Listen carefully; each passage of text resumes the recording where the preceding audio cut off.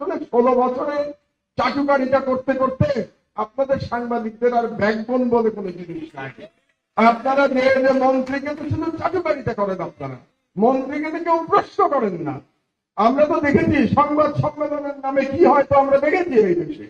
সুতরাং আমরা আজকে যদি আমার দেশ থাকতো, আমি বলে দিচ্ছি আপনাকে, আমার দেশ এতদিনে দেবপ্রিয় বাবুকে জিজ্ঞেস করতো দুটো প্রশ্ন, যে আপনি আমাকে হিসাব দেন যে আপনি যে ক্যান্ডিডেট পক্ষে ওকালতি করতেন সেই ক্যান্ডিডেট দিয়ে আমরা কত টাকা আয় করেছি, কত ডলার আয় করেছি। এক, সেই আয় যদি যৎসামান্য হয়ে থাকে, আমার যে ইনফরমেশন সেই আয়ের নাম মাত্র নাই বললেই চলে, তো সেই আয় যদি যৎসামান্য হয়ে থাকে তাহলে আপনি যে আমাদেরকে তখন স্বপ্ন দেখিয়েছিলেন যে ট্রানজিট দিলে পরে বাংলাদেশ কি বলে সিঙ্গাপুর হয়ে যাবে, তাহলে তার জন্য কি আপনি ক্ষমা চাইবেন জাতির কাছে?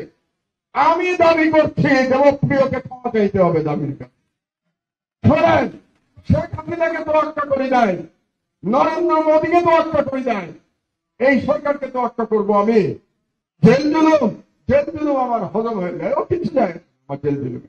সুতরাং এই সরকারের ক্ষমতাবান ব্যক্তি ডক্টর দেবপ্রিয়, এই সরকারের ক্ষমতাবান ব্যক্তি ডক্টর ইফতেখারুজ্জামান, এদেরকে কে নিয়োগ দিচ্ছে? ইউনূস সাহেব একবার বলেছিলেন ওনার নিয়োগকর্তা নাকি ছাত্ররা।